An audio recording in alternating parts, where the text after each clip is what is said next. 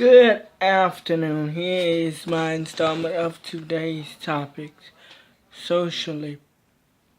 I'm just going to speak on a couple of more topics I was hearing this morning, and I got a news alert that there was more attacks, but this time the attacks were on a home front. I have to first and foremost say this. This is deeply sad and still to me. It's more sad when it happens here at home on U.S. soil. I was watching a news segment earlier with multiple people being shot because a gunman was upset. I just have one question. When is this going to stop? When will it stop? When is it time to say no? When are you going to channel your anger differently? When are we going to start moving our emotions towards something more positive? Just because someone fires you for no matter whatever the reason is, doesn't mean you have to go back and kill them. That's a human being's life that is leaving some sort of family member behind, whether it be their children, their mother, their father, their sister, their brothers, their nieces, their nephews, or their cousins. They are leaving people behind. And that is the most disheartening thing for a child or a parent or a spouse to have to put away their loved one when they've had so much of short time with them. So I just want us to think about it today. Think about our actions before we do them. Think about them before we react in a negative way. Think about how we can challenge our actions and our emotions into a better and positive outlet. Once again, this is very disheartening to me. It broke my heart to see because you were fired, you decided to kill your former employer. There are more ways to get over someone than firing you. There are more ways to get over things, and I think we have to understand as a whole that you don't have to resort to violence as a way of getting your point across.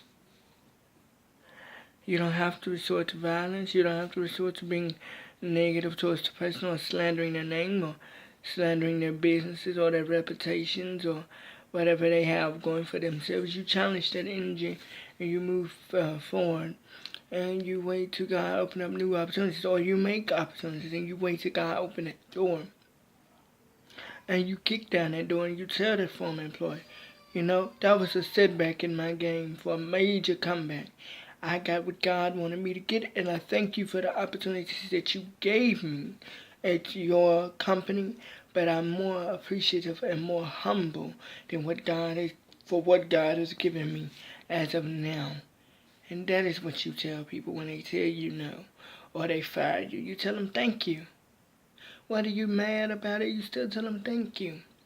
Because you know that the God you serve will give you a bigger and better platform than anyone could ever imagine. We must remember, you must take your energy and resort it to a positive outcome.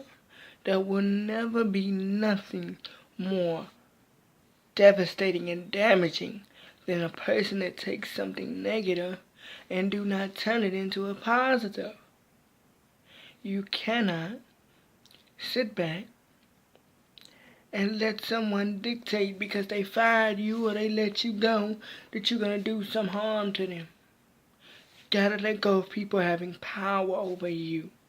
And you gotta know the difference between justification and validation.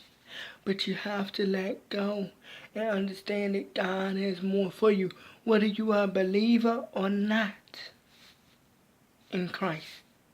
Whomever you believe in. Even if it's finding your inner self and inner strength, do it. We are more smart when we use our positive into a negative than taking a negative into a positive. You must understand you will never, ever get anything accomplished when you take a negative situation and give it a negative reaction. God bless you all.